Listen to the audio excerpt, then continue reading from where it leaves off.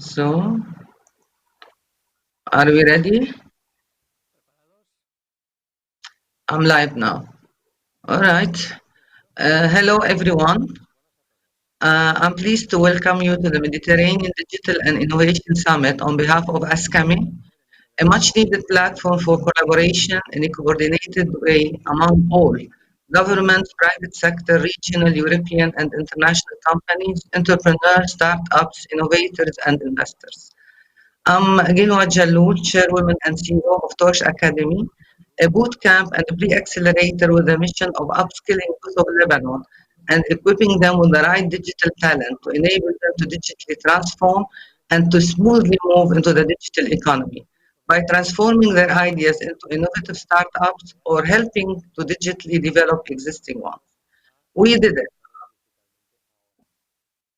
We did it. We invested in most important resource, youth, trained and prepared them with interesting and innovative MVPs and startups in the financial services, education, health sector, sports, agri-tech, and many other sectors. But like many, those startups have been slowed down by impact of COVID-19 and also for Lebanon by the political instability. And now they are looking for the right funding opportunities to scale, hopefully across the Mediterranean region and if possible globally. I believe that many of us in the Mediterranean region have been planning to be ready to overcome challenges imposed by digital transformation and to take advantage of its promising benefits in enriching the economy and creating wealth. We knew that digital transformation was coming, but not at such a fast pace. I believe none of us have foreseen the advent of COVID-19 and its tsunamical impact on the acceleration of digital transformation. The digital economy is happening now. We are witnessing and living its impacts. The economy as we knew it is changing forever. Classical economies are challenged, business models are changing, digital disruptive businesses are taking over almost all sectors of the economy, from commerce to media through to financial services. Many classical jobs are lost or are on their way to disappear. Youth are studying for jobs that do not exist, where the private sector is battling to survive the change. Governments are continuously working to create jobs and leverage the economy. The digital economy is happening now. There is no going back. The Mediterranean region is like any other region, is challenged with the need to create hundreds of millions of jobs in the next 3 decades. Some countries now are facing more than 30% of unemployment. Is there a way out? A way to surf the so happening digital tsunami? And the answer is yes. Indeed, but actions should be taken right now. The Mediterranean is rich with its youth. We have a young, digitally savvy population with some of the world's highest level of smartphone penetration. It's only through investments in these youth to upskill them, trigger their creativity, and support them to walk the walk to digital innovation, entrepreneurship, startup initiation, and scaling these startups through financial investment that we have the opportunity to reap the benefits of digital economy. We witness development of digital ecosystems and initiatives in many cities and countries across the Mediterranean, and here in Barcelona and Catalonia. The startup landscape is falling into place, but we still need to scale these startups. Gaps remain for investors in properly identifying potential in new business models and scaling those startups. A digital agenda and actions are urgently needed and called upon for the Mediterranean region. We have the opportunity to transform the Mediterranean region, our region, into a hub of digital innovation and investment, and to lead globally, whether in AI, robotics, or other digital disciplines. We have the youth resource and startup landscape. We need to close investors' gap, encouraging investors to invest in youth and startups. We need to encourage public-private sector partnerships and collaborations to coordinate efforts of all stakeholders across the region and in cooperation with European international organizations and bodies. This is where the summit comes in, where our speakers will share with us their success stories, expertise, ideas, innovations, investment opportunities, hopefully, and actions towards digital economy. But before proceeding to introduce my first speaker, I'd like to express my appreciation for the good efforts of ASCAMI, that in partnership with other relevant associations in the digital and innovation sector for setting up this forum, looking forward for it to be enriching and beneficial for all stakeholders. Our first speaker was supposed to be Faris Alami, but he seems to have issues with his connection. So allow me to introduce Roger Espy, Director Technology. What? Excuse me? This is what I mentioned. He's not connected. So I'm introducing as the first speaker of this summit, Roger Font Esprio, Director Technology Consultancy Division at Eureka Foundation, and engineer, a creative and optimistic engineer from educational background and technology, holds an executive MBA and an electrical engineering technical innovation management. As an innovation consultant, Engineer Esprio helps companies to implement their own methodologies in order to stimulate innovation by developing its own strategy and at the same time setting short-term reachable goals. Currently technology consultant director at Eureka Foundation that has advised on innovation process over 100 companies from a wide range of sectors. Also led international R&D projects in the field of innovation process, digital transformation, international project manager, and idea management. Roger, please, the floor is yours. Thank you very much, Jinhao, for your introduction. En primer lugar, me gustaría, evidentemente, agradecer la invitación por parte de la organización. Es un placer estar hoy. Thank you, organizers, for inviting my input to this debate. I quote Jinhua, we in EURECAT, in the Department of Technology and Consultancy Division, we support corporations in organizing innovation procedures and TV processes. And let me dwell on the framework today, where we are now. Let me give you recommendations to face transformation and how to manage a technical change for corporations at these complex times to manage. Next.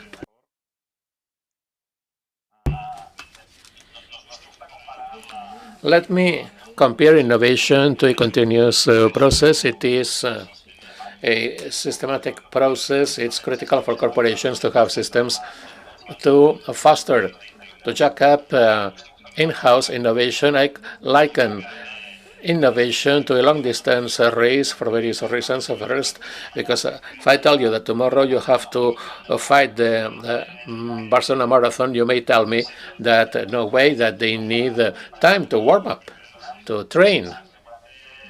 No doubt, you will ask me for external support from any coach, helping us set specific targets, helping us warm up and train, finding time in our busy daily agendas to invest time and effort in specific projects. Next, the day of the race. If we've trained okay, if we've done our homework, if we warmed up, if we have an innovation system place, we have external coaches guiding us through, if we have a strategic innovation plan, in fact, we'll run the race and we'll do it okay from kilometer 0 to kilometer 30. But those of you runners know that from 30 to 42, you never know what's going to happen. Perhaps we had a poor diet, we didn't warm up, we didn't sleep at night. There is some uncertainty in transformation systems. It's the same. If we did our homework and we got it ready first, okay, but we always, it takes a chance, and innovation implies taking chances in the process. We in EURECAT dwell on managed risks and portfolios of projects. Let's define a strategy to foster projects that provide us with results quickly, and processes that imply the higher technical risk. Let's find the right partners helping us develop them and looking for financial levers and management levers helping us implementing these projects. Next.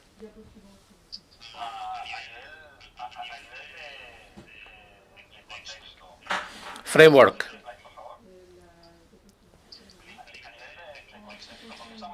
Why do we dwell now on the R, digital revolution? First, because we generate more data than ever in the past, in man's history.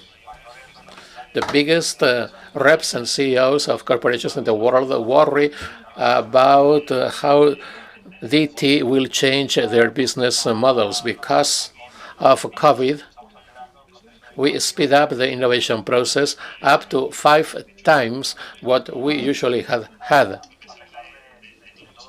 Despite all problems we go through now, despite the current financial crisis we go through, really we are running out of talent in specific interesting areas, i.e. data intelligence, digitalization, AI, and qualifications, labor qualifications change every day.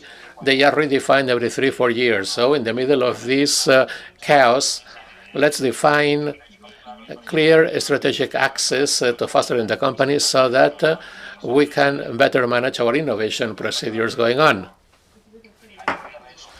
Challenges we face now in the organizations. First, let's be able to generate a process of continuous disruptive innovation inside our organizations. Let's be able to monitor the environment where we are. Let's be able to explore systematically to screen for new business models. Let's put at the core of it our client, finding out who has data about our client, and on that basis, let's engineer business models that catch the attention of our system and our customers. And let me stress that we belong to an ecosystem. A corporation is such an ecosystem, so we need a strategy to define relations with different elements in this ecosystem. I mean suppliers, customership, research institutes, universities that help us speed our innovation process up. Our environment currently is very complex to manage. There are more and more agents working in our environment, ecosystem. Technical development and change is exponential. We get faster and faster technologies in the marketplace with a shorter life cycle. It's more and more complex to get acquainted with them. When a product is launched to the market, the product's life cycle is shorter, so our investment into it is smaller. Markets as well are extremely saturated. Therefore, the only feasible choice to create new services and products is that they should be differentiated. They should adjust to the needs of our segment.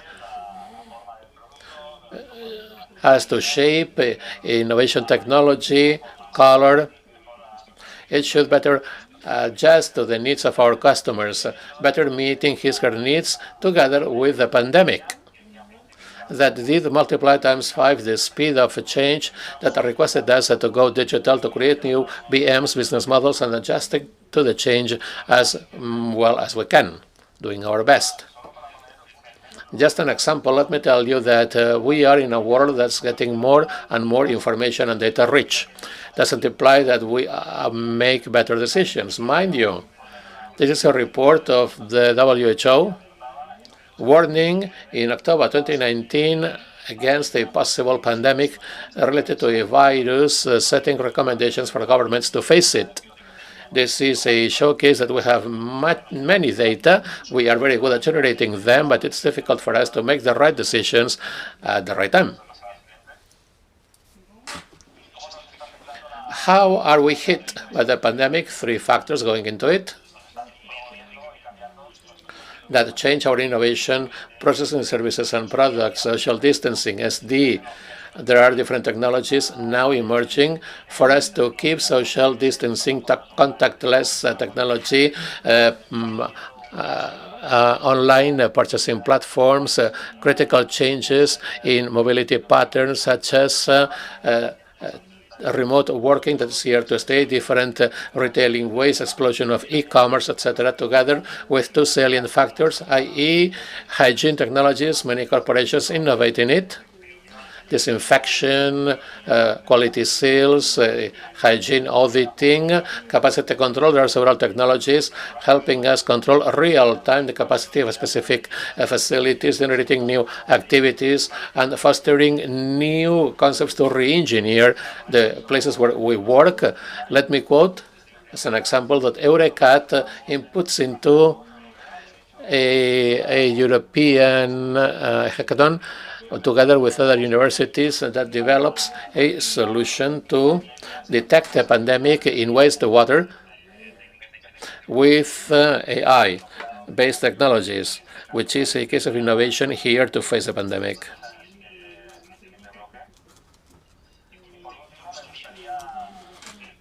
Let me top off with recommendations. In this framework, how can I improve? How can I innovate faster? Let's have first an approach to the company, find out where we are heading to, and this should be digitally. This should be digital. Mind you, the client is critical. Let's have as much information about him as we can, and if we have it, we should work our fingers to the bone to get it. Talent is the key to the future, the most important asset in the corporation, so let's try to develop our own in-house talent and get new talent and fostering it in the organization. In order to make it, Marco Orellana will take me over dwelling on his case. Let's create ecosystems for innovation. Let's input into them to get in touch with other organizations, thus speeding up technical cycles. Technology is not an end in itself, but it's a tool for us to actually improve on processes, procedures, products, and creating new BMs. And corporation-wide, let's be able to speed up innovation processes, having a research project for 2 or 3 years with outcomes on the 5th year, but it should take months. In months' time, let's launch new products to reach new markets.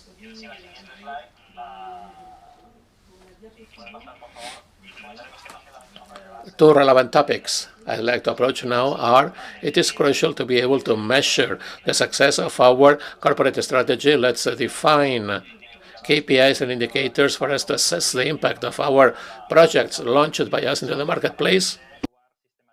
Let's systematically assess new innovation models that pop up. This is a case of how to quickly develop a technology working together with Hospital de São Paulo Hospital, Querra Technology, Nissan, and Noveca corporations. We developed a ventilator to help countries running out of them. For that, we worked on the previously mentioned technologies. We all face the same challenge. We worked in our ecosystem to face this big challenge. The ventilator was certified by the Spanish Drug Agency, and we've made it with a target in our minds. Last but not least, this is a tool to face all I told you. I wish, as an organization, we could be able to have a plan, either a way-bill, a strategic plan to reach these targets. The plan should provide for first finding out which the mission statement of the company is, and even most important, finding out how we in the corporation can lead digital transformation. For that, we need to create working parties in-house to implement projects as they pop up, finding real agile pathways to speed up processes of innovation, and last but not least, assessing how much they perform, which the results of this plan are. Thank you. I'll be pleased to answer your questions later. Thank you.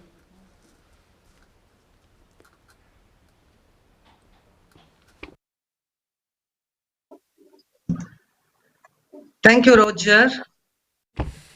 Our next speaker is Marco Orellana, Manager CEDAI, Center of Innovation for Data Tech and Artificial Intelligence, industrial engineer, graduated with maximum distinction from the University of Chile, Master in Project Management from the University of Barcelona, and world finalist of the Intel Global Challenge with the business plan for a new technology-based company, which was carried out in the University of Berkeley, California, United States. Founding partner of a software quality analysis company, established the company in Silicon Valley, United States. Later, he collaborated in a Chilean company that encourages the use of technology in electronic transactions. Later, he moved to Barcelona, where he participated in the implementation of projects in front of the European Commission, managing international technology projects. Later on, he collaborated as a technological consultant at Eureka.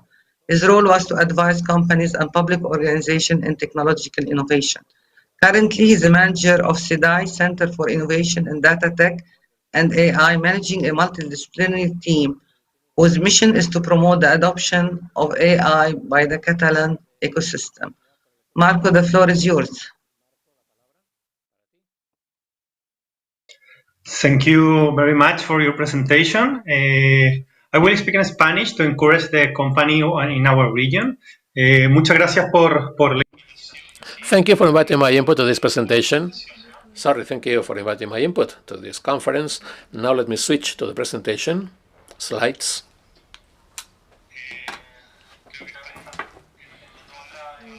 Sorry, this is not the right presentation.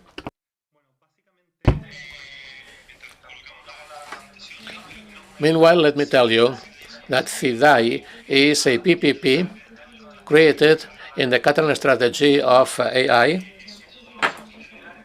One of the mainstays in this Catalunya.IA strategy, especially concerning the length regarding adoption of AI by the Catalan ecosystem. Catalonia has other two mainstays, ethics and research. We are set on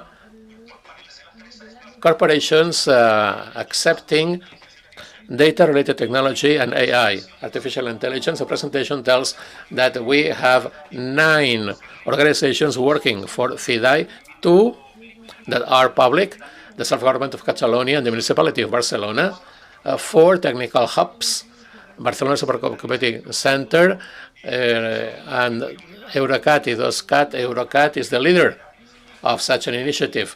And we have the input of 3 private corporations, Microsoft, SDG Group, and Everest. These 9 organizations are the founding partners.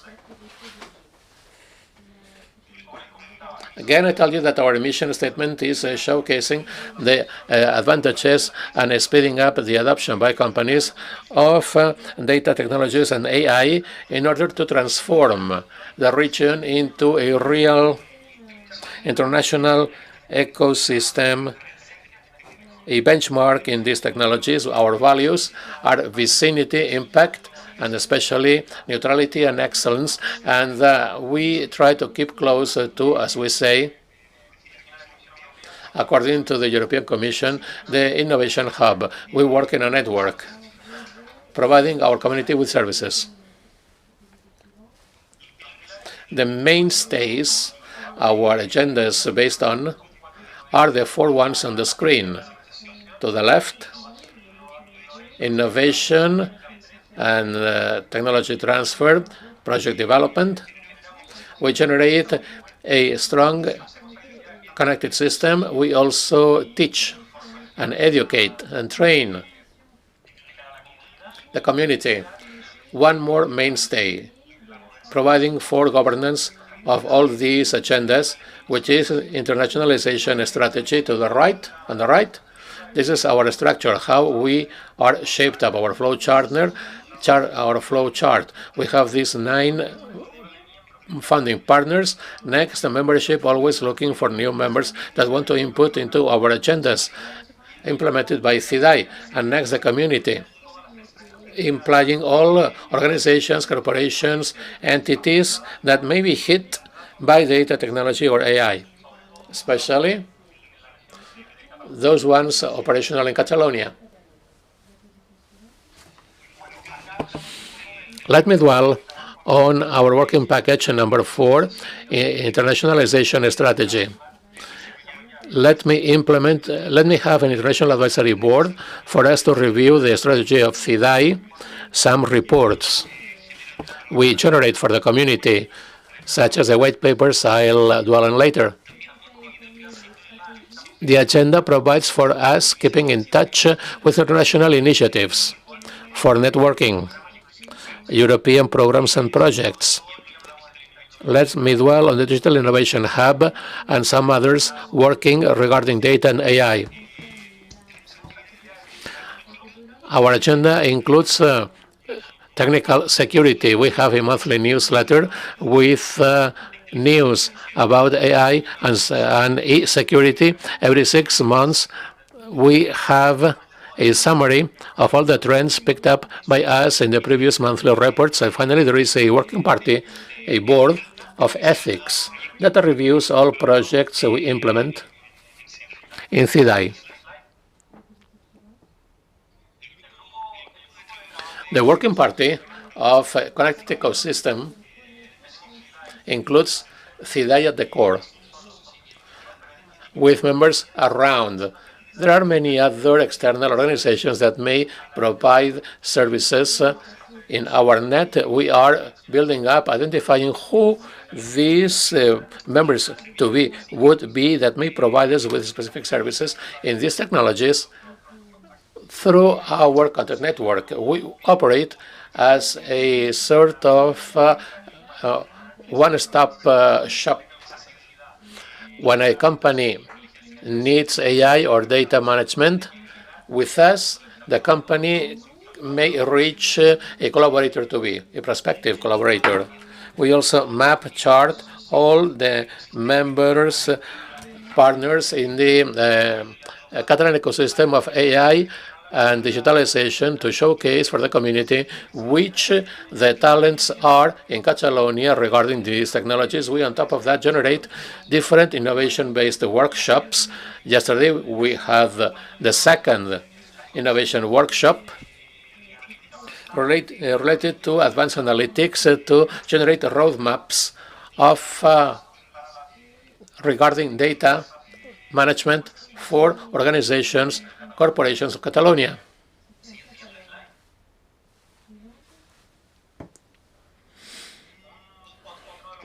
One more working package defined for us is dissemination and training agendas.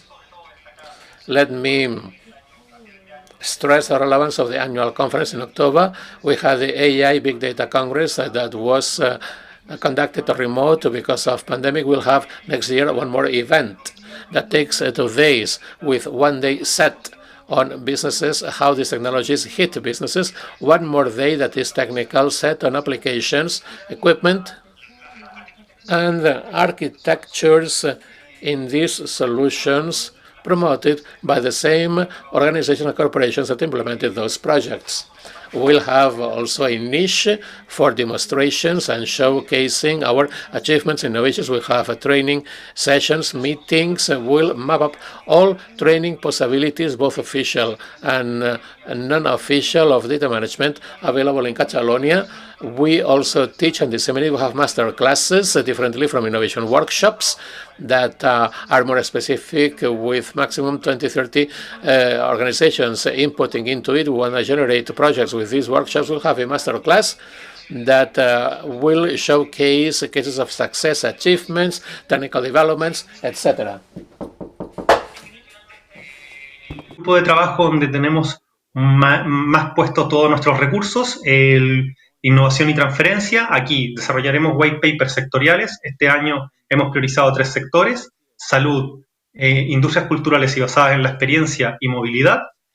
Desarrollaremos también proyectos de alto impacto para cada uno de estos sectores que hemos priorizado para el 2020-2021. Luego priorizaremos otros sectores que están dentro de la estrategia catalana.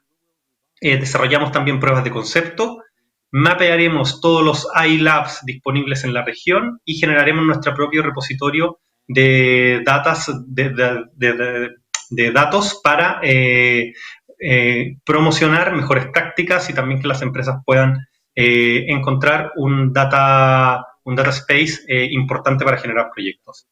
Siguiente slide. Estos son los 8 ámbitos.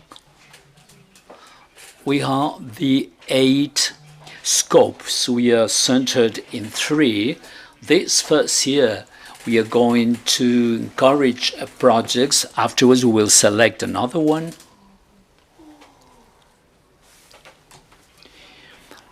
Next slide, please. I wanted to convey, in order to close my speech, we have created 3 main projects that will start in January 21st. In the health scope, we are going to work, and we are working using the AI of images in order to analyze the potential of the kidney disease. In order to the mobility, we have to identify accidents and the streets crossings, accidents and missed accidents, accidents that have been not produced, but it could have been an accident, for instance, to cross the traffic light in red. In AI, we wanted to create tools in order to recommend for the tourism sector, and above all in this time of pandemic. This is a crossword project that we are going to do with, you see on the left side, which is the epidemiological observatory in order to control and to see how pandemics grow, and we use telecommunications and others. And in order to close our concept proofs, each of the CIDAI members have used the concept proof.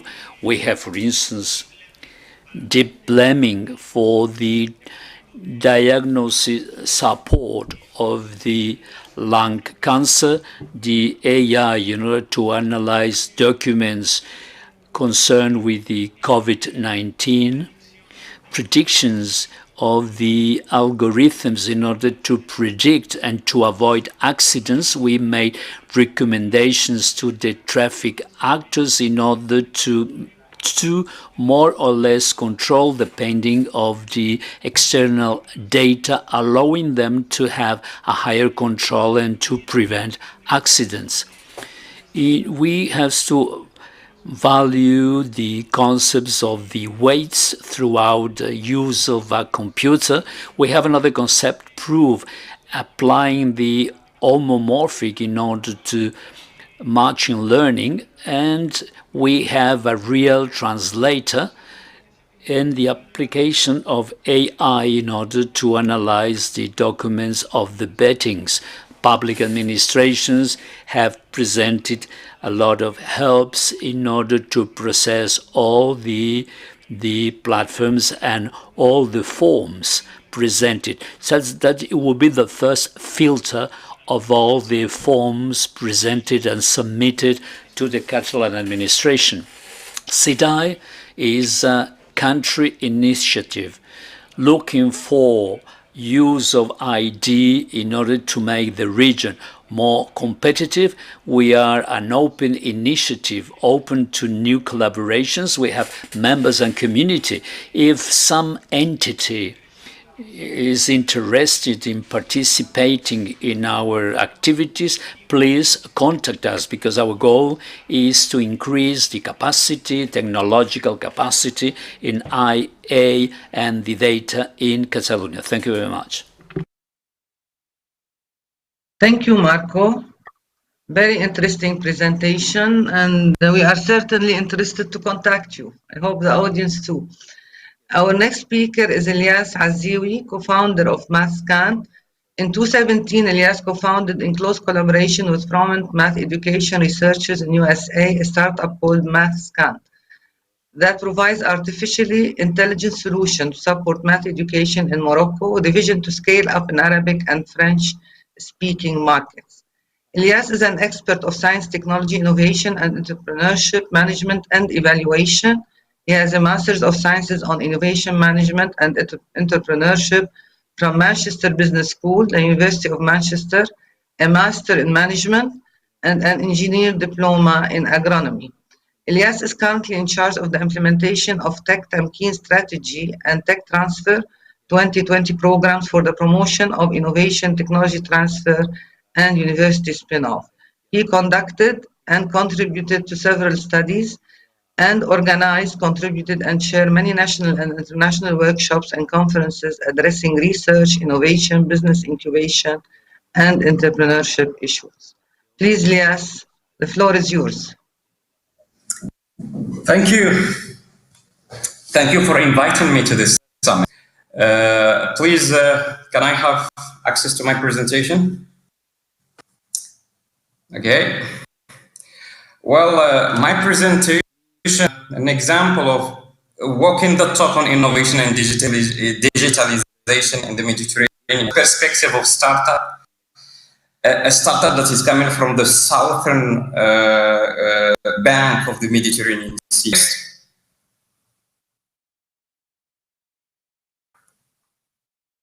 Next, please. Yeah. Let me start by this slide about national system of innovation. Probably this is the most famous approach we used globally when we try to innovation. Of course, when we are talking about national system of innovation, the assumption is that all the components are there and they interact between each other. But in developing country situation, the system is in the building because not all the components of such system exists already.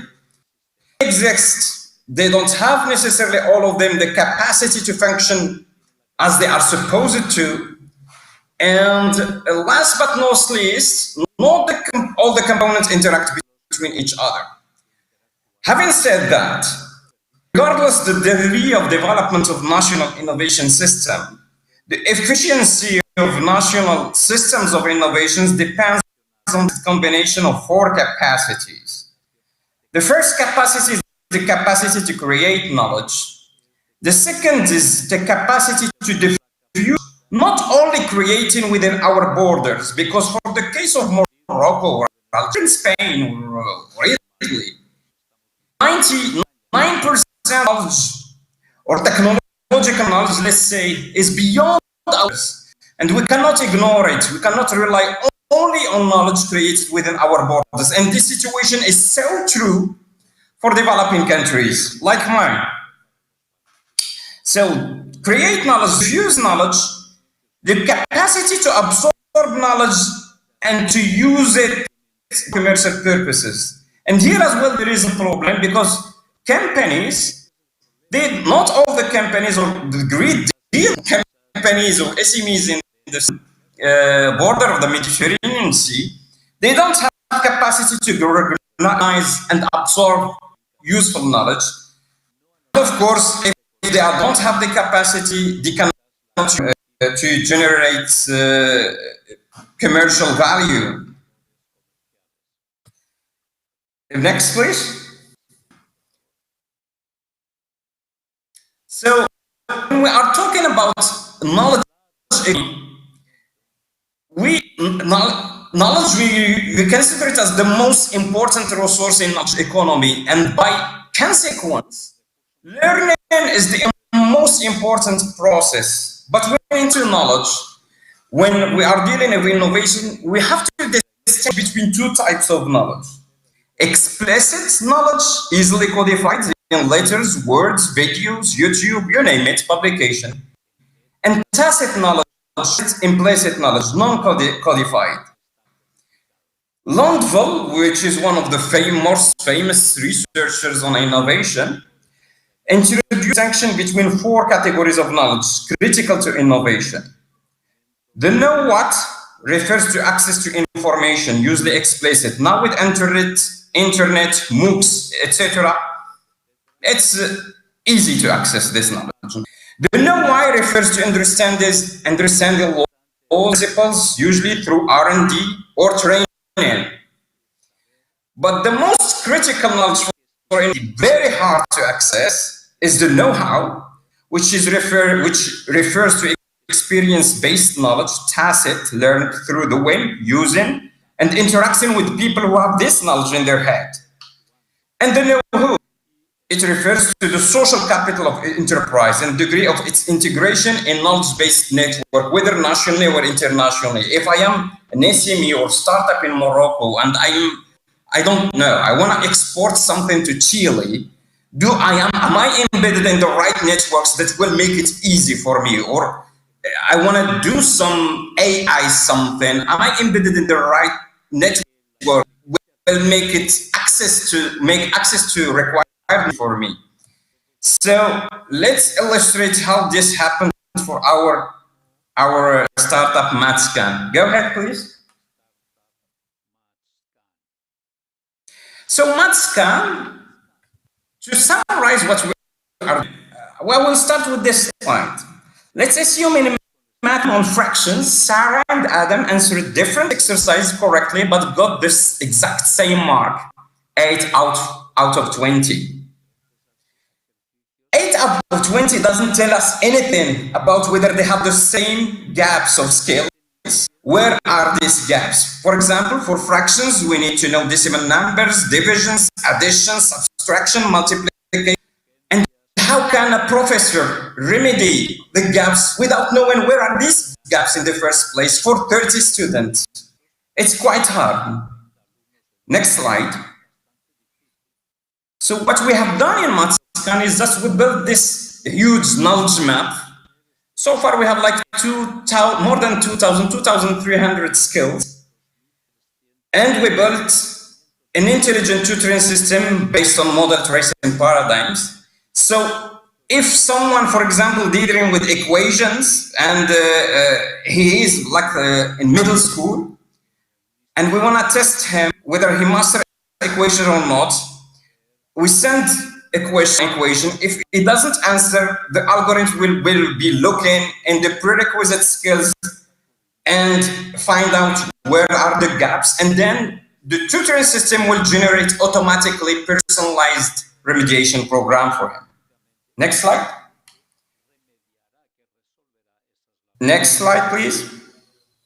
So to illustrate that, for example, when you look to the Moroccan program about linear equation, you will find that there are 4 broad competencies, but you don't know exactly what these competencies covering. Recognize the no and then the X, know some simple problem solving techniques, find the solution, check the solution found, model with mathematics. What we have done is just we looked at other programs and we went to really granular level to find out what exactly these skills are required to master 90% what is needed, let's say, in linear equation. For example, competency number 4, model with mathematics in green, we will find more detailed stuff when you are dealing with math. Next slide. And this will allow us to provide really very useful data about who is mastering what, which kind of skills, where are the gaps, etc., etc. Next slide. This is just an example of the reports that we have. So we are useful to students, but we empower education stakeholders with useful data so they can steer the education process. Next slide. Next. Sorry. Next slide. Yeah. Here comes the know-how, the know-who, etc., and the linkage with what I said earlier. Actually, MathScan couldn't be without collaboration with Worcester Polytechnic Institute. Worcester Polytechnic Institute, they are really very worldwide famous team of researchers dealing with intelligent tutoring systems in mathematics. They spent more than $20 million in research, so it's impossible to spend such money in Morocco. And we started the collaboration, and it was a situation because they don't care about Arabic or French-speaking market or whatever. US is more than enough for them. And through this collaboration, we had access to the know-how because they have published more than 200 publications on their stuff. And the know-how the tacit knowledge on how to build an intelligent system adapted to our situation, and the know-how, of course, introduction to new people that could help build that. Next slide. So this is my slide. For every step, there are 3 C's, very important: customers, people, and cash. And to bring innovation to market, you need all these. And whether we are startup from Morocco or Lebanon or Spain, I think we can collaborate, and there are these for innovation and digitalization and all these issues. For example, in our case, we have already started the process to expand to the French market, because we would like to do some fundraising, because funds are more available there than in our market. And we believe and have an edge about all the existing solution, and we have our place there. This is one thing. The second thing, because there are many incentives for R&D in EU countries that do not exist in our country. Capabilities, we can collaborate in marketing, growth hacking, you name it, and cash fundraising, that I said earlier. This just, MATSCAN was the fruit national collaboration. I didn't mention that we have a team of developers in India that we work with. So with digital, it becomes easy to collaborate with US and India to provide some solution for Arabic and the French-speaking countries. And this could be multiplied, scaled up across the Mediterranean, because innovation can cross borders easily with digitalization. And there are some specific, like, let's say, some innovation companies caring only about Spanish-speaking markets. Why not to find a way to move it to Arabic-speaking or English or German or whatever speaking market? So this is just one particular example of MATSCAN and how we evolved and how we can promote this called international collaboration or Mediterranean collaboration on innovation and digitalization. Thank you. Thank you, Lias. Also very interesting for education, and I hope you'll be successful in scaling it up to other markets.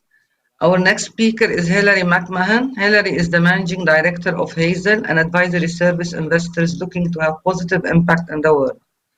She is a member of the board at CLASP and Columbia University Advisory Council on Sustainable Finance. Hilary puts sustainability strategies into action every day. Sustainability and the role of the private sector is the foundation of Hilary's professional life. As the former director of intelligence at Richard Branson's Carbon War Room, and previously as an expert and as thought leader of the World Resources Institute, the UN, WBCSD, and the European Commission. Hilary has a particular interest in the role of technology and new business models in solving social and environmental challenges. As such, she has been instrumental in many important projects, example, as a judge for the MIT Collab, Echoing Green Fellowship, and more. Communicating on energy and sustainability comes naturally to Hilary and provides a global perspective as a result of her experience working all around the world and with a multitude of change makers. Well, Hilary is going to share a video with us, so please proceed with the video.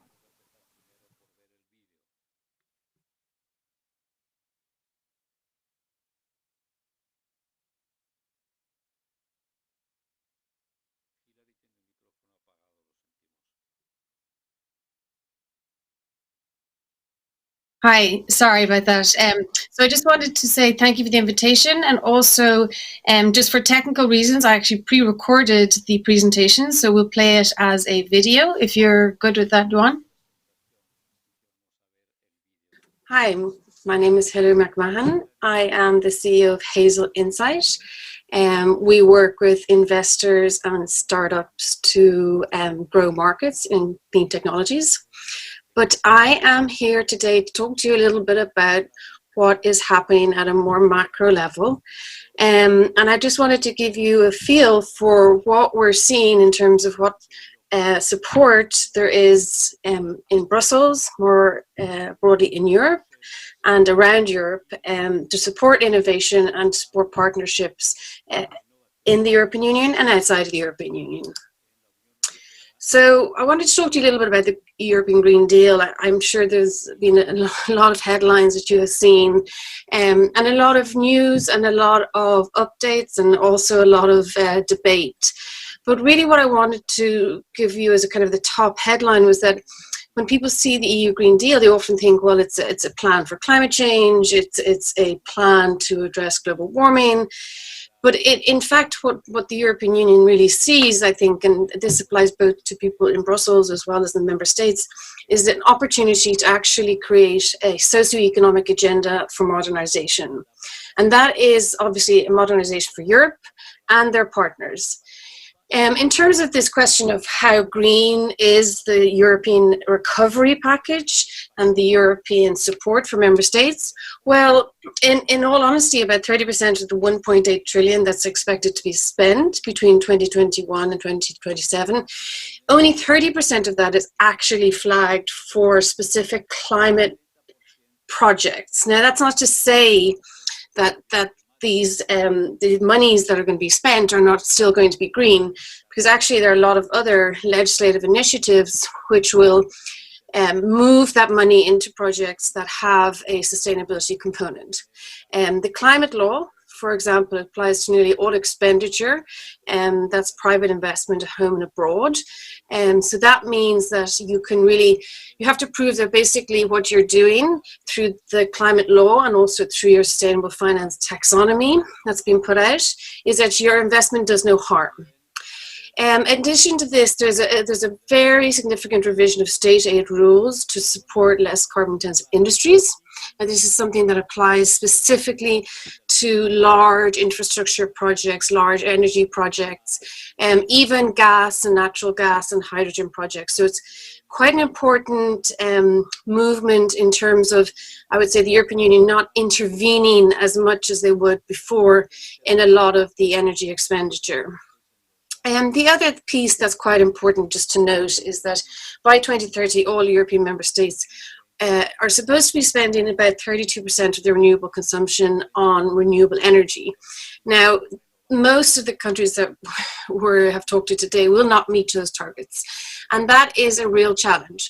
So there's going to be a lot of movement in the next few years to really get renewable consumption out there. And that includes fuels, it includes a lot of offshore wind projects. And those are the kind of partnerships that we will see in the Mediterranean, where using, for example, bunkering infrastructure, using existing gas pipeline infrastructure for hydrogen, all of that kind of those projects will really move towards making that particular 32% renewable energy consumption goal very real. So kind of in a broader sense, and maybe just to summarize that kind of socioeconomic agenda piece, a lot of how they imagine they will be doing that is actually through climate diplomacy. So this means that there's a specific call on any development aid, any of the work that they're doing abroad with other countries through their trade negotiations or trade deals. The goal is actually to create climate champions at home and abroad. So they have a very specific part of their foreign policy, their trade policy, and their financial services policy, which is focused on climate diplomacy. I want to just give you a quick example from the automotive sector. The reason I want to give this one is because it has moved so fast, and it is extremely important in terms of pieces of legislation that add up to something that's quite significant for an industry. Now, obviously, there's legislative rewrites, which have a lot of implications for customers, as well as manufacturers, such as the Euro 7 rules, which will reduce the amount of emissions that cars are allowed to emit, renewable energy law, as I mentioned before, and a smart mobility strategy, which will look at electrifying Europe. But there are also very important industrial strategies whereby they are looking again to create those champions, and those champions are across borders.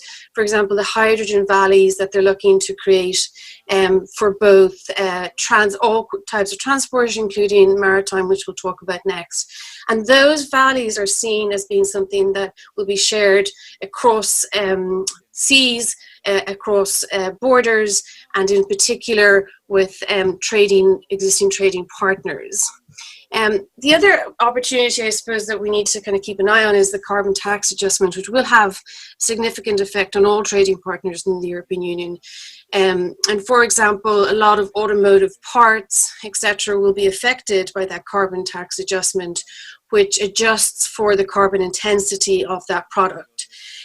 So there are a lot of negotiations going on in terms of how, therefore, you bolster the supply chain for things like automotive batteries within the European Union. And the way that they've decided to do that is through the Battery Alliance and creating a new supply chain to compete with international supply chains.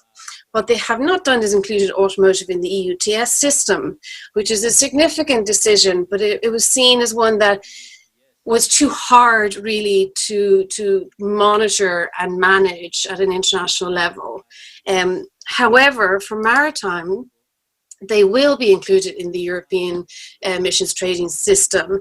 That is a massive change in policy for the European Union. It's also a massive change in policy for the IMO, who have taken on this as a very significant both opportunity and challenge for the industry. So again, along with trying to get them into the EU emissions trading system, the European Union is actually providing a lot of support for the maritime industry to do that. Again, it's through the programs like Horizon 2022, which will be coming along through a lot of support that has never really existed before for the shipping industry, for ports, for shipping technologies, which my colleague will talk about next.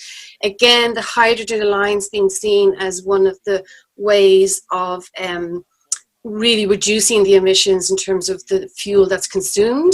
But then even probably more important, I would say, real opportunities for people who are producing, for example, low sulfur and very low sulfuring fuels.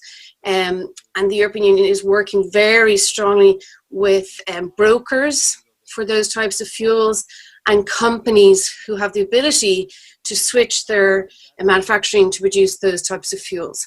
So again, these are all just examples of how this socioeconomic agenda is actually affecting industry, and also the way in which it's able to really provide some clarity over what we can see happening in the future, in the next 10 years and in the next 20 years.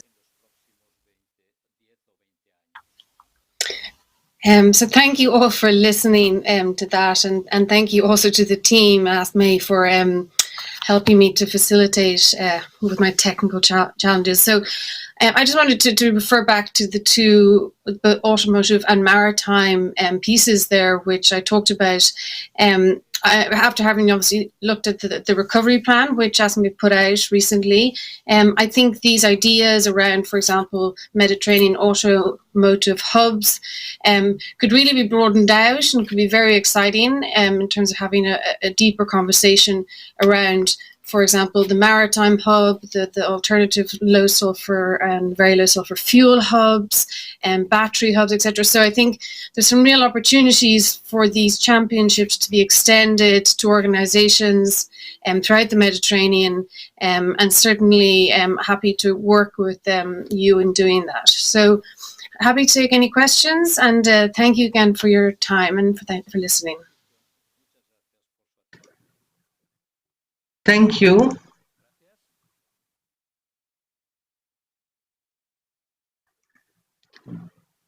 Hello.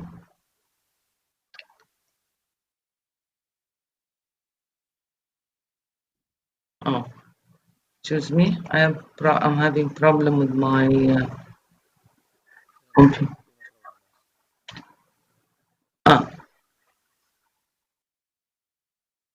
Thank you. Our next speaker is, just a minute. Our next speaker is Nebras Jamal. No, sorry, Hadwig van Velde Rensema Hedwig van Velde Rensima is a Dutch maritime professional living in Barcelona, Spain. She has more than 12 years of technical and commercial experience in maritime sector at Dutch maritime shipbuilding companies. She uses her knowledge and experience to contribute to more sustainable shipping sector. She now introduces innovations that help owners to reduce emissions in a profitable way. She has a focus on energy efficiency technology and is amongst others representing MPS fluidic air lubrication technology to reduce emissions for merchant ships. Hedwig, please proceed. The floor is yours.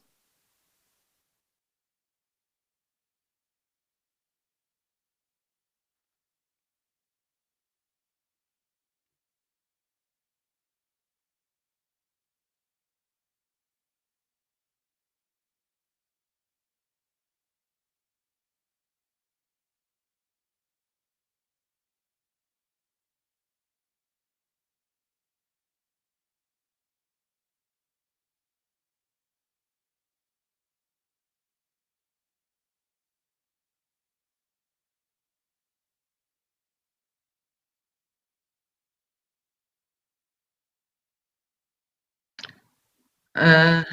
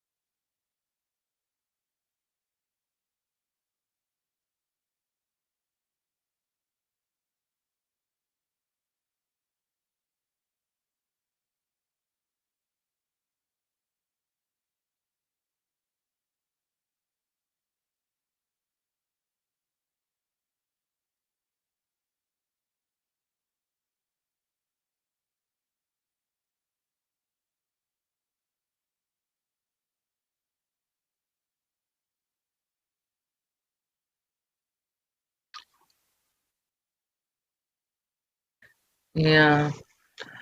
All right, until the microphone is fixed, we'll move into Nibras Jamal, co-founder of Kuhn. The co-founder and CEO of Kuhn or Kaun, is it? He is Nibras is Flushi. He is passionate about intersections of AI and the fields of public life, particularly when it comes to the developing world. He has ample experience in the startup world as he was the first engineer at Legalist. Y Combinator startup working on AI-powered legal analytics. Moreover, he has acquired research experience under the supervision of the head of the Center of Middle Eastern Studies at Harvard University. Furthermore, he was an envoy to the United Nations on behalf of the Youth Alliance for Leadership and Development in Africa, YALDA. He attended Harvard University where he studied social studies, economics, history and philosophy and computer science, and where he was the co-president of the Woodbridge International Society and the vice president of the Society of Arab Students, SAS. Nibras, please, the floor is yours. You are welcome. Nibras. Thank you very much for the kind introduction. So I want to apologize to everybody because I was unable to submit a presentation in time. But I'm here to talk about a very recent development that we've done in Tunisia, which was the launch of our Flusi app. So just by the way of introduction, my name is Nibras Jamal. I'm the co-founder and CEO of Kaun. Next slide, please.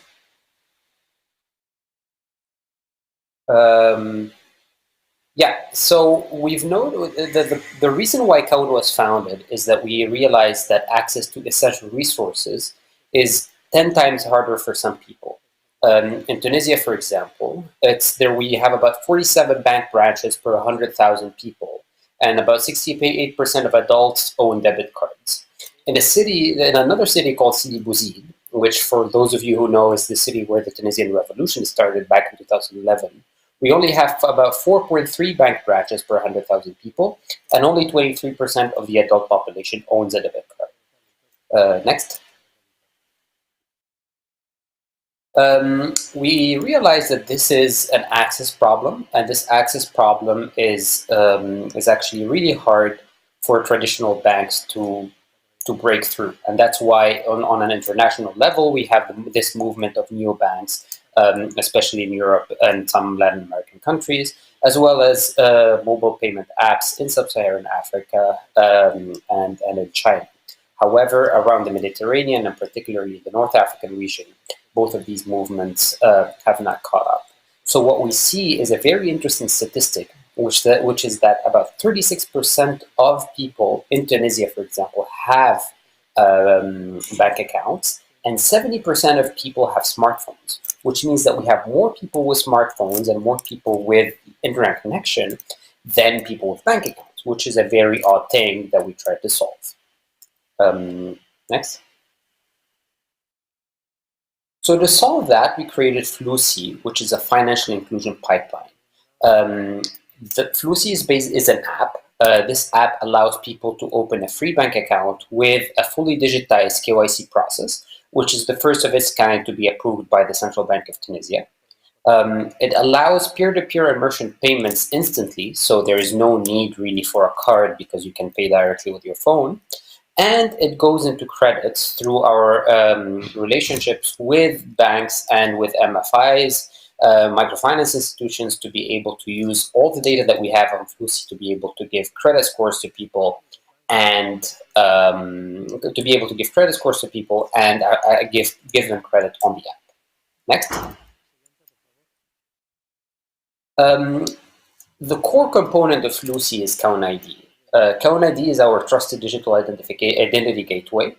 It works through scanning Tunisian national IDs, having a liveliness detection check. So basically, we just run facial recognition from live video images from people's smartphones and compare them against the ID and document, the ID document that they've submitted. And in the background, we run automatic integrations for anti-money laundering and check against international and national blacklists. Next. On the front end, the user sees a much nicer experience. So basically, they just enter their phone number, they receive an SMS, put the SMS back in the app in order to verify their identity. They take a picture of their national ID, and then they shoot a video where we do the liveliness check. They book an appointment to have a video call with the bank. This is done to be able to respect the anti-money laundering regulation currently in Tunisia. You can choose, you sign the document, you give us a specimen of your signature, so you basically sign with your finger on the screen, and then you fill out a form. Next. This is available on the FLUSI app, which is available on the App Store and the App Store and the Play Store. It's also available as an SDK, so that basically banks and other financial institutions can run this onboarding process on their own apps, and thus they can have a direct means to access clients without necessarily asking them to be physically present at their branches, which is a first in Tunisia and really in the Maghreb region in general. Next. Our goal is for this identity gateway to be the basis of access to a plethora of services. So on one end, we give people access to electronic signatures that are government-backed. People can use these electronic signatures in order to access to a number of e-government services, like declaring taxes online, which became a huge thing, especially in 2020, given that it's the COVID year. It allows them to have instant peer-to-peer transfers because both parties of these transfers are already identified.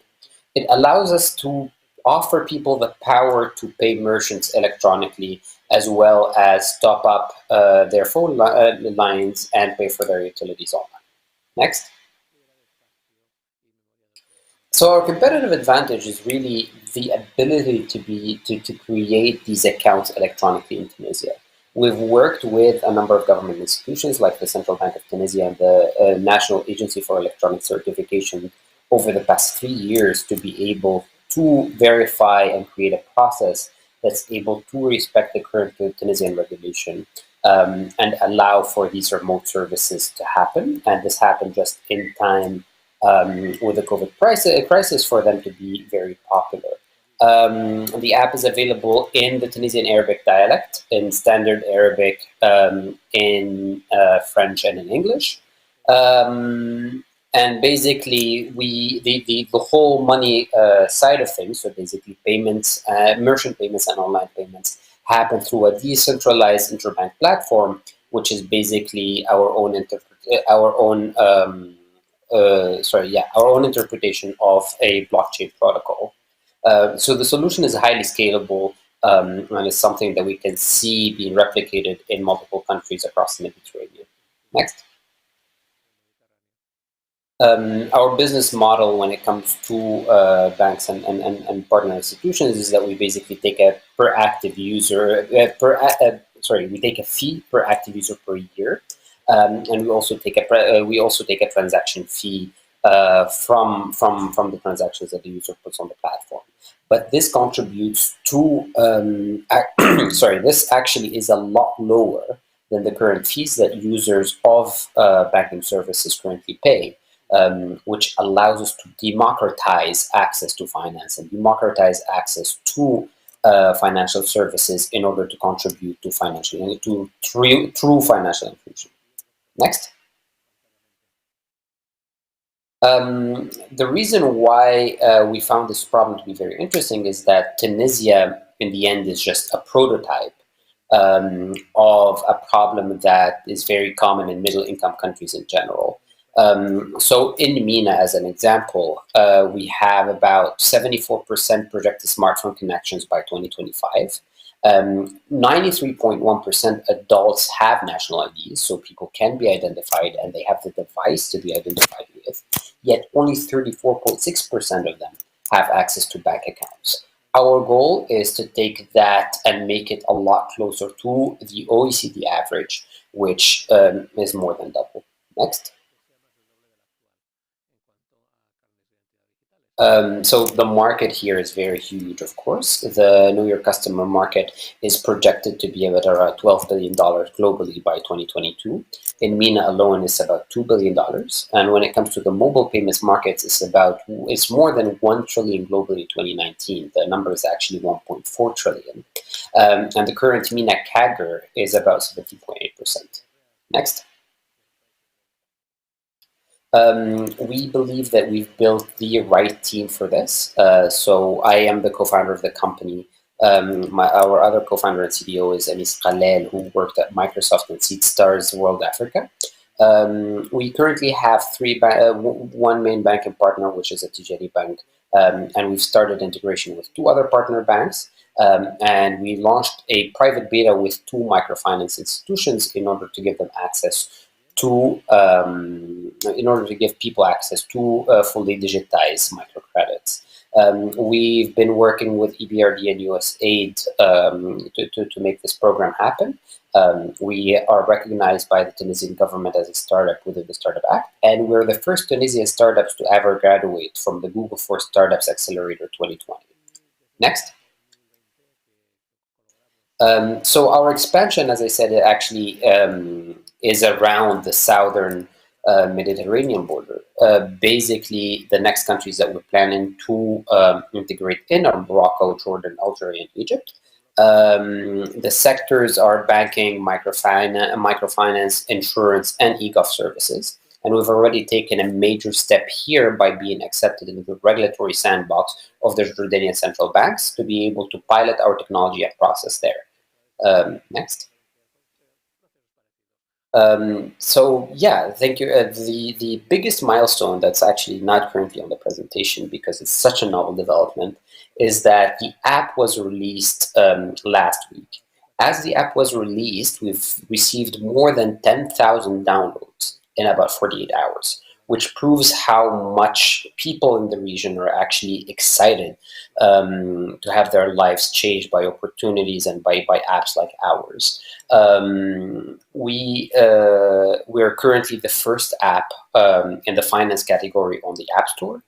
We are the first app on the finance category in the Play Store, and we're the third app overall in the App Store for Tunisia.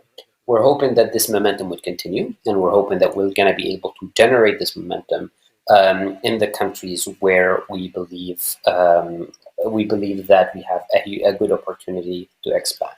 If you're interested in talking more to me about us, you can just check out our website or email me at nebras@account.com. Thank you very much for listening. Thank you very much, Nebras. Very interesting and very promising.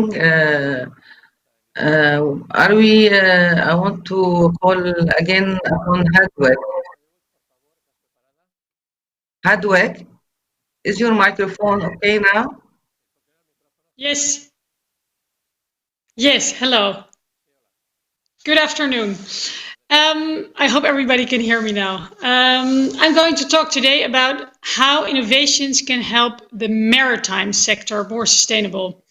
There's loads of room for improvement there to make it more sustainable. And there are many technical innovations out there that could help reduce emissions. Technologies that can also be profitable for the shipping sector. So basically, can you put on my slide, please?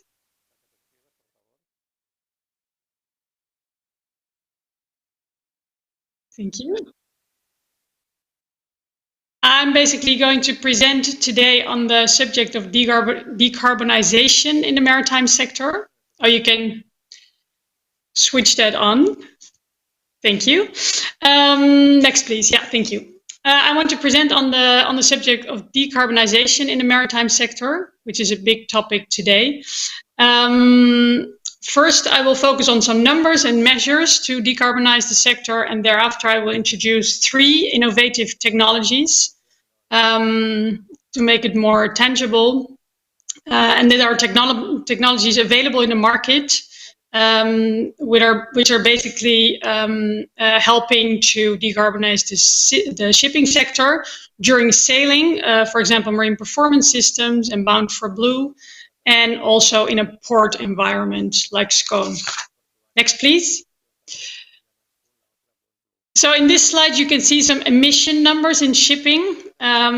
Shipping emissions, if we continue under a business as usual scenario, the emissions will rise between 50% and 250% by 2050, according to the European Commission, which is definitely undermining the objectives of the Paris Agreement.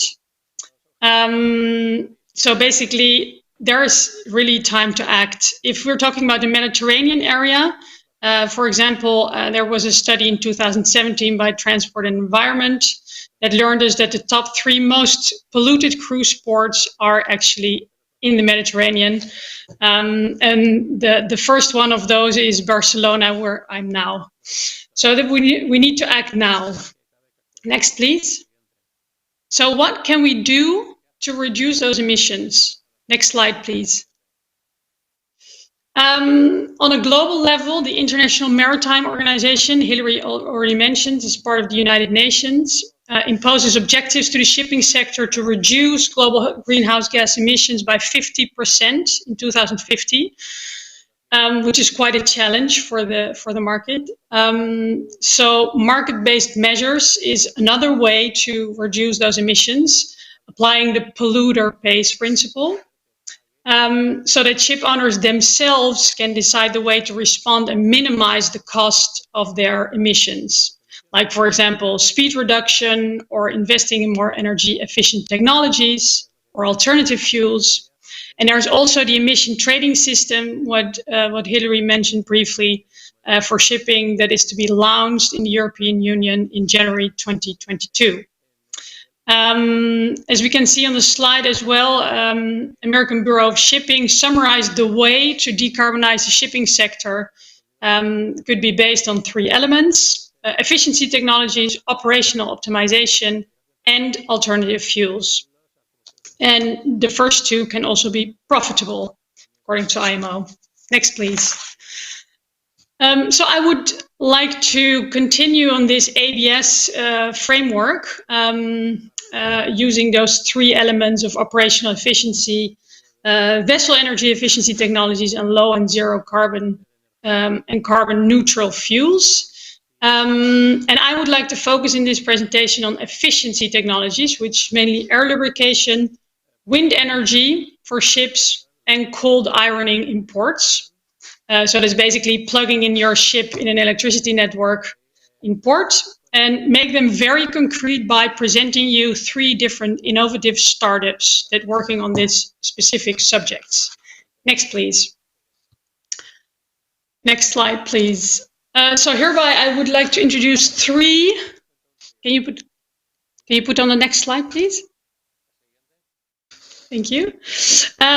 So hereby I'm introducing three different commercially available technologies that can help reduce shipping emissions in the short term. So not tomorrow, today.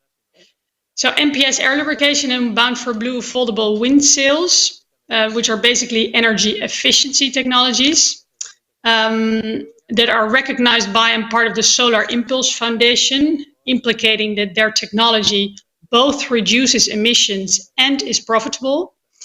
And SCONE as a zero emission generator, helping to reduce emissions in port. Next, please.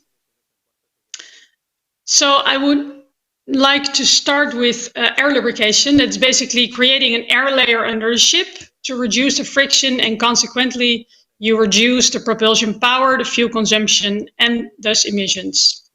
And this, if you can control the air layer and keep it stable, you could reach up to 20% savings.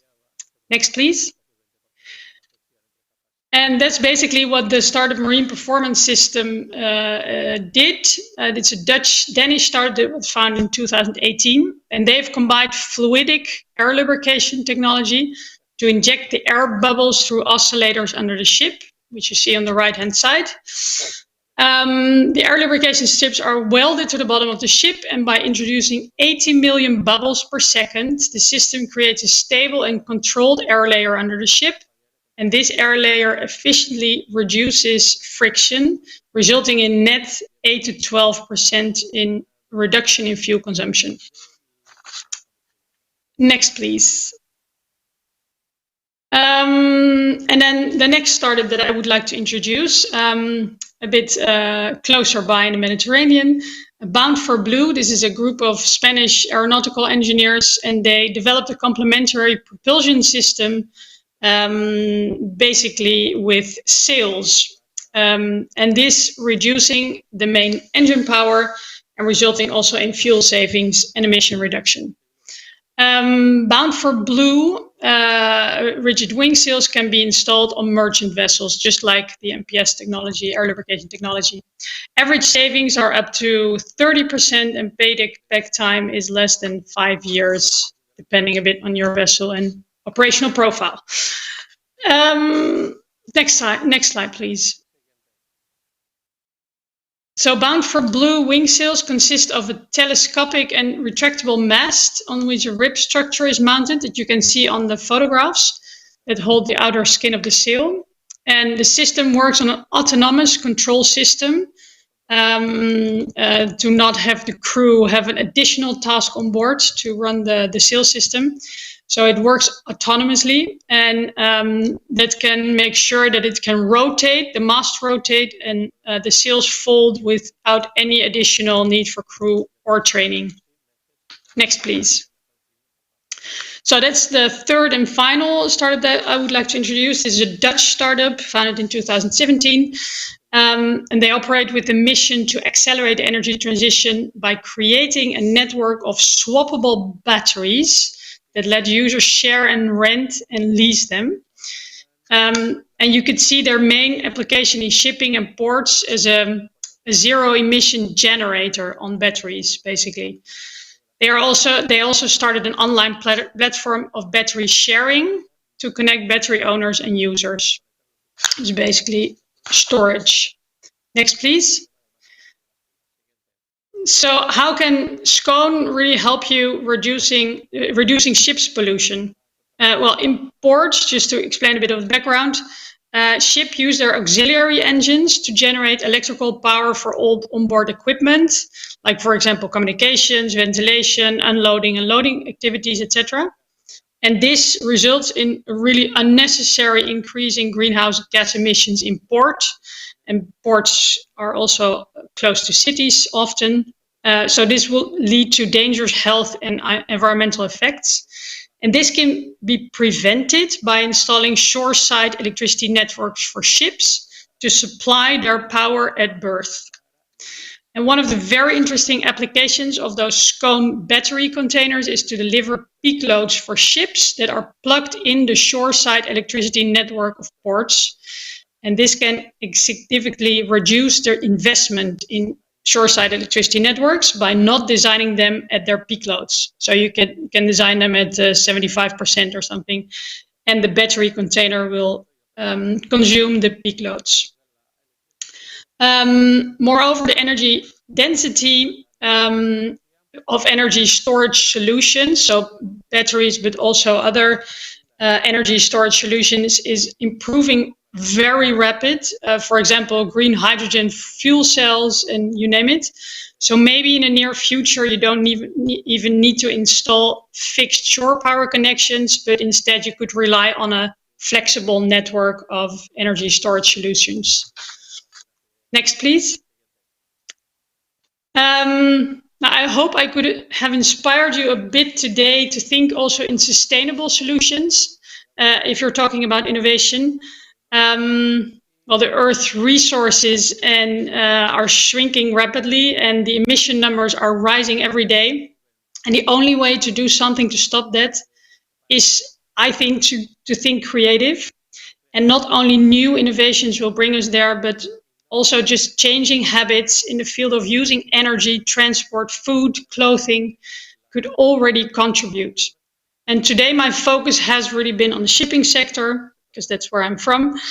But I'm sure that there are a million opportunities to contribute to make the world a better place for the next generation. Thank you very much.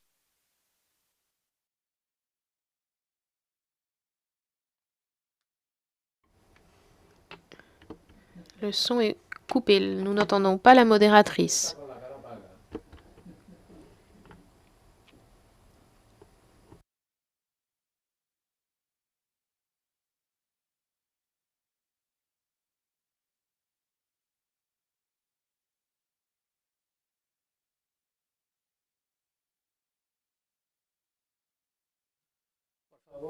La modératrice n'a pas branché son micro.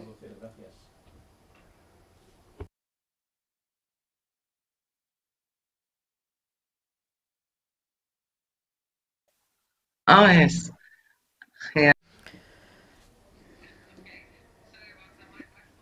Pardon, désolé pour le micro. J'aimerais remercier Hadwig pour sa présentation très intéressante. J'aimerais maintenant céder la parole aux questions. Je vais commencer avec la question. Une question pour Roger Font. Comment les entreprises peuvent collaborer avec le projet Eurecat? Oui, c'est une bonne question. En tant que centre technologique, on peut collaborer avec les entreprises de différentes façons. Nous avons des services plus technologiques de soutien à la mise en place de certaines technologies. Et nous avons aussi des services de soutien pour le processus de transfert. Si on veut rentrer plus en détail, ce que l'on fait depuis le conseil stratégique, c'est que nous définissons une stratégie technologique pour ces entreprises. Nous préparons un plan stratégique. Nous aidons aussi à conceptualiser le projet. Nous offrons des conseils dans la définition de ces objectifs pour diminuer les risques et pour garantir un impact dans cette entreprise. Et en tant que centre technologique, on a à notre disposition des unités technologiques que ce soit aussi dans les secteurs industriels. Et nous accompagnons aussi dans la mise en place de ces technologies. Donc, nous couvrons tout le cycle technologique et de cette façon, nous assurons que l'entreprise a la bonne stratégie à mettre en place et on s'assure aussi qu'elle peut développer des technologies avec succès. Merci. Thank you. May I pose a similar question to Marco? J'aimerais poser la même question à Marco. Comment peut-on collaborer avec le Centre d'innovation pour l'intelligence artificielle et la technologie des données?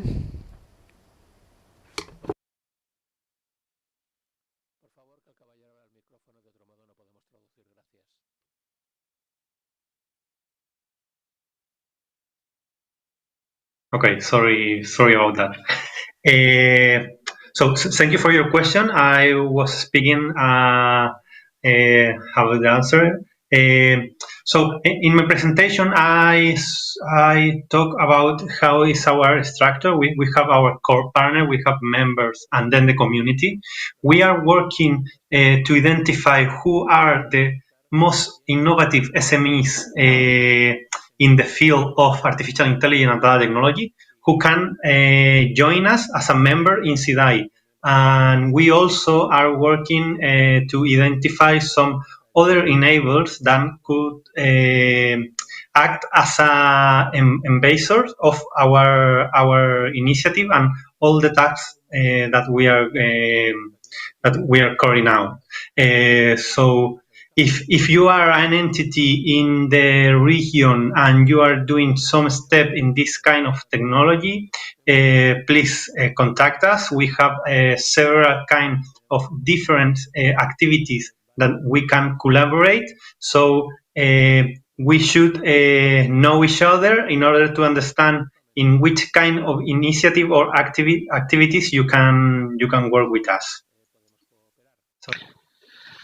At what level of development are the CIDAI projects that you are carrying out? You mentioned 2 levels. You mentioned some projects that are you're scheduled for 2021 and others still at the concept level. Yeah, we have several different kind of projects. One are the high impact project that we are working in three sector in these 2 years, and another one that as a proof of concept.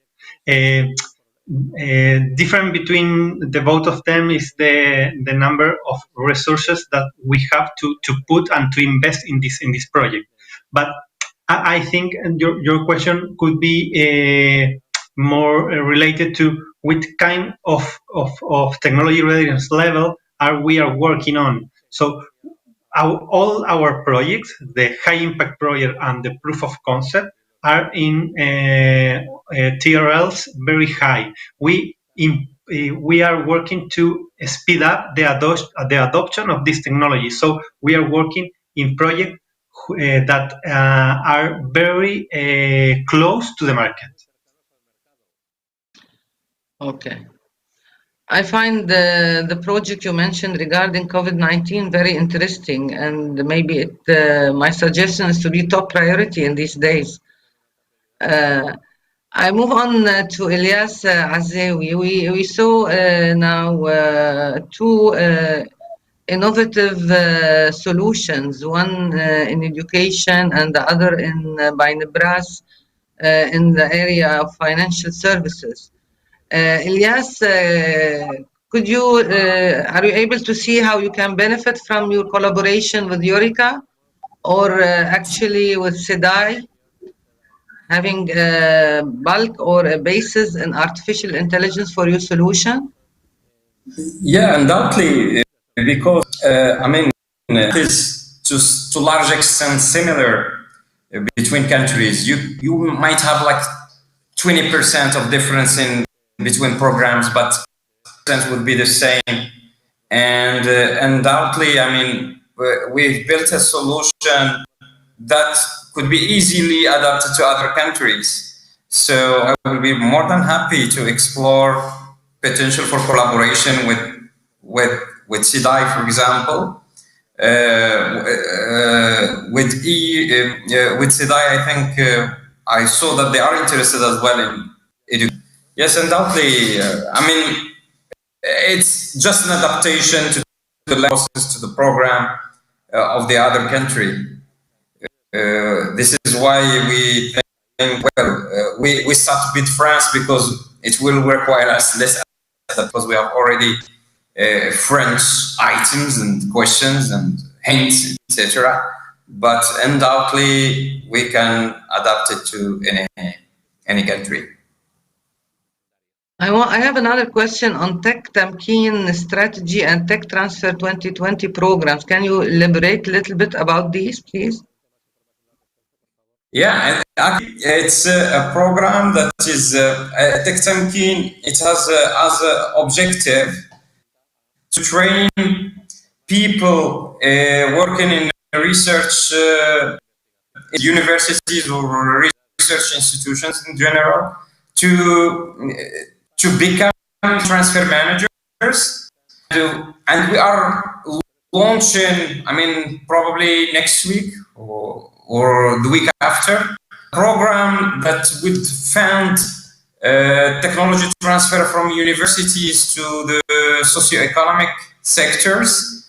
I mean, above the technological level 3 and above, to support the commercial and technological maturation of this technology so they can fit the market needs until they reach like commercial readiness 6 and technological readiness level 7, let's say. I want to add one more question. Being at education level, what do you think universities should do nowadays, or academicians, to be able to bridge the gap between skills required for digital transformation and skills acquired now at universities? There is... Yeah. I will, because, well, there is a lot of literature in terms of technology transfer, but it's more addressing issues in countries where the system is old. There is a system of innovation. In countries like ours, it's system in the building. And as I mentioned earlier, there is a huge gap between the two because, frankly, as well, enough demand for innovation and our SMEs. So we need education in both sides. There is enough skills and enough in institution and research institution in developing like their third mission, which is socio-economic development mission. And there isn't enough as well capacity. So we need capacity, to build capacity within, because many are at the stage of they don't know what they don't know. So if they don't know what they don't know, they will not ask. Know what is crystallography, you are not going to Google it to start with. So the challenges in our country are deeper. So there is a lot of education, and there is as well, it's not just, we need to analyze which sector where people are ready to play the game and to come up with some successful stories that could be taken as an example for other sectors. And so it requires to do it in such a way, in optimize. You don't have enough resources, obviously, for that. In a nutshell, because otherwise I can expand on that for an hour or two. So we need really maybe to make more investment in talking to universities and academicians and raising awareness, I presume. Well, regarding maritime industry and sustainability finance, I would like to ask Hilary, how could the sustainability benefit of artificial intelligence? Have you ever explored that aspect? Yeah, so some of the groups that we're working with include, I mentioned the automotive industry, whereby we're actually also part of the Euro 7 group advising on the new rules that should work to reduce emissions from cars just most generally. So there are some very interesting opportunities around these new powertrain systems that are coming out, which are lighter, cheaper, and aimed at a market that is more focused on being automatic, essentially, or automated. Also, how cars, for example, actually work simultaneously in an urban environment is very important for air pollution issues. So there's a concept of, for example, geofencing, where the cars themselves will be making these decisions as to when they should lower their emissions because they're in an urban environment. And all of this would be customer free. The customer would not be engaged in any way in essentially making those decisions, but they would all be automated. So some of those technologies are being explored by virtue of a solution, essentially, to make the Euro 7 rules stronger, because if you can actually use artificial intelligence to dictate how cars perform, for example, in urban environments where air pollution is probably the biggest problem, then you have the ability to take more of a ambitious stance in terms of what those emissions regulations should be. Hadwick, may we pose a similar question to you regarding the maritime industry and fuel savings? Okay. We move to Nibras Jamal. We've seen one interesting, really. So Nibras is disconnected too, and Hadwick is disconnected. So I would like to pose a question to Roger, Marco, and Elias Aziwi. How this forum was supposed to bring in to network entities, innovators, investors, and standing issues, to bring them into one platform where they can coordinate, they can collaborate, and build a stronger bridge among Mediterranean countries, Mediterranean innovators, Mediterranean entities.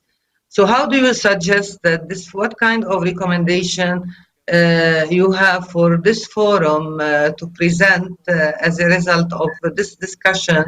So, because we have now organizations and entities for acceleration, we have open challenges that are still require innovative solution, and also people or innovators here. So how do you propose such a platform can be established where we can all live in a virtual world through this virtual network, kind of a virtual network?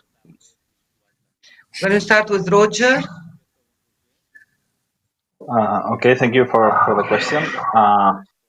Desde mi punto de vista, es decir, no hay un foro. From point of view, there is not a concrete platform, but innovation systems are very complex and extremely complex, which is important. Each organization have to have their roadmap in order to encourage the innovation process, and has to go to look for partners that could give him support.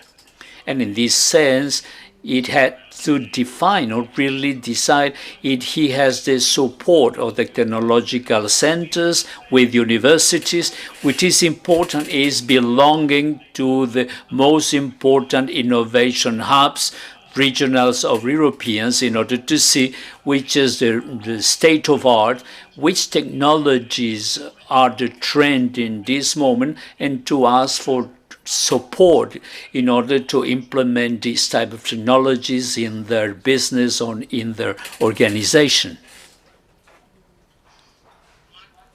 Marco? Gracias. Marco, you have a comment? Yeah, so we act as a digital innovation hub here in Catalonia regarding this kind of technologies, data tech and artificial intelligence. So in our case, we are working in build a strong ecosystem to identify all SMEs and another kind of entity who can provide services to our network. So in our case, we are looking forward to identify another kind of digital innovation hub in the same kind of technology in order to increase our impact to whole Europe. But we think now we are working more in our region and with the vision to go to Europe when we really establish a strong ecosystem here in Catalonia. So I can explain the same, that we are looking for this kind of entities. Please contact us, and if you are in another country, please put in contact with us with your digital innovation network that you identify in your region in order to increase the impact of all this kind of initiative in this particular technology. Thank you. Hilary.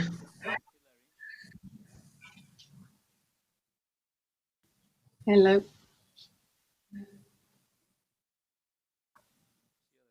Hilary, do you have an intervention for us?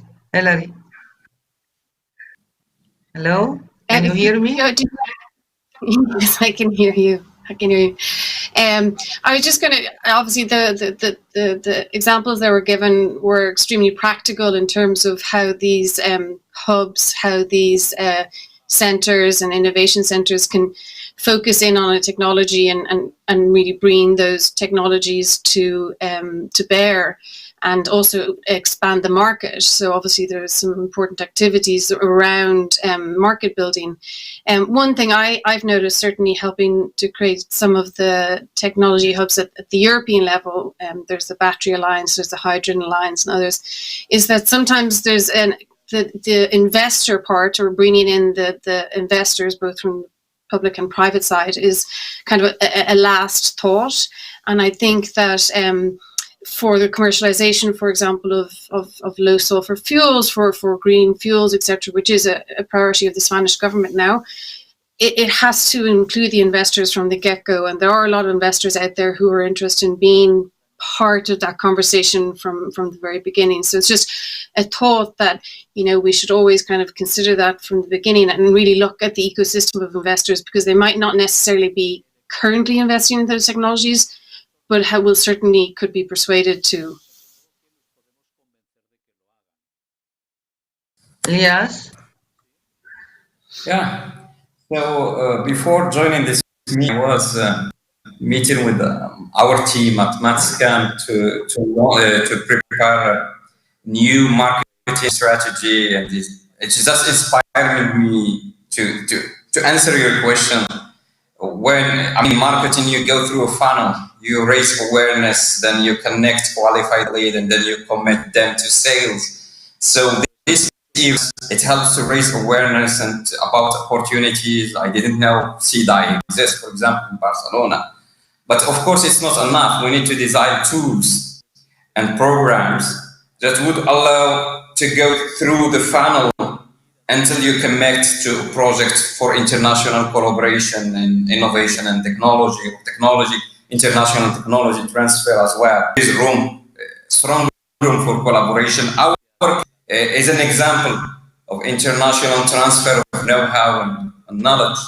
But frankly, because I worked in European program, it's easier to find tools and programs for R&D collaboration, but it's very, very hard because wrongly the innovation and technology sometimes is very sensitive, but I don't believe in all sectors is that sensitive, and room for win-win, not only for competition when it comes to innovation. And so far there aren't tools, and it's within Europe. I'm not talking representing Europeans. I'm representing probably more the southern bank of Mediterranean. So tools and schemes and programs to promote this collaboration in technology and innovation in countries beyond Europe. And just for fact, there is a fact here when it comes to innovation and excellence in science. Harvard, USA, with 330 million of their population, Harvard, 50% of the staff of Harvard is foreign born. So they could find 50% of their staff within USA. It's a big country. So big ideas move, spread. God created all humans have a potential for innovation and creativity and intelligence, and frankly, there is an opportunity that is missed when it comes to the Mediterranean-based collaboration in the field of innovation. I have one more question. The Mediterranean has now 30%, more than 30% in some countries unemployed. And only a few know that the way for employment after digital transformation is through innovation and startup instigation. How can this message reach these 30% and help them put them on the road to innovation? What is the role of, in your opinion, of policymakers to raise the awareness of the people to support them? And how could we as well raise the awareness of investors to invest in new technologies? We don't want them to shift from the classical, but the investors, we need to shift the attention of investors to startups, to new opportunities in digital technologies. So, what's your opinion on that, Roger? How can we raise awareness for the youth? Sí. Of the youth? Es decir, hay una parte, ¿no? de tasa de... Yes, of course, there are a more structural unemployment that we have to create specific policies for that. But the digital transformation and innovation is the only real way in order to create value, to be more competitive, and the people could competitive in the national context. If you're able to encourage innovation in a systematic way inside the organization and how to create policies at the country level in order to encourage the innovation process, we will have more competitive business, more competitive firms able to create value, and it could entail the job creation. For me, the role, and more the administration role, is to give support to the implementation of these type of policies and to set up tools in order to encourage and to foster the innovation process and the creation of new startups.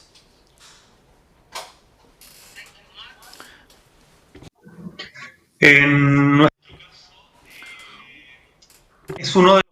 our case, it's also main pillars of the CDI to disseminate, and we make an activity in order to identify all the training possibility from the AI in Catalonia. And we are still working near, and we're looking for universities and members specialized in this type of technology. And in the next weeks, we will make a publicity, which is the disseminate of a specific training course of artificial intelligence. It will be the first in Catalonia, and we believe, we are firmly convinced that this type of technologies is going to change the life of people in all the domains. And for that, we need to train explaining this technology, but at the same time we have to identify which type of training we have to have for the different profiles and to could develop and use the artificial intelligence tools. For us is vital, and we are very near and we are close to these training possibilities in order to increase the employability. We are speaking and we are dealing and telling that the AI will modify the way of working and will reduce the jobs, but the jobs will be transformed. People that need more skills and other type of skills. It's because that we can provide to our community an access of this type of training existing in the data technology and artificial intelligence. Please, any? Yeah, I just had again, it was more of a macro comment on the socioeconomic aspect of the program that I talked about earlier.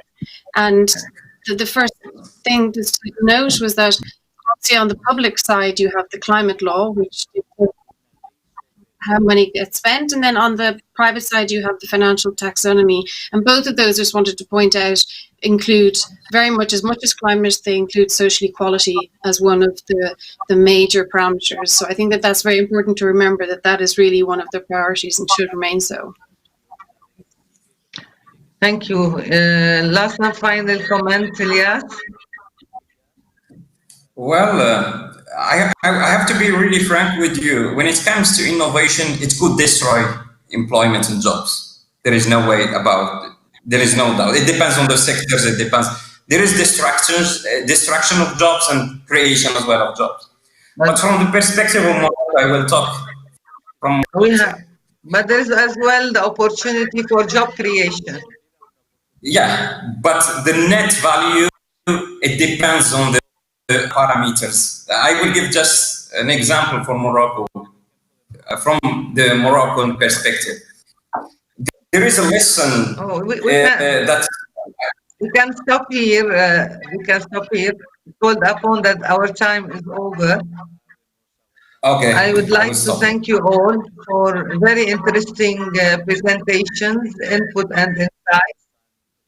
I hope that this program will be for all attendees. And thank you very much. Have a great afternoon. Thank you.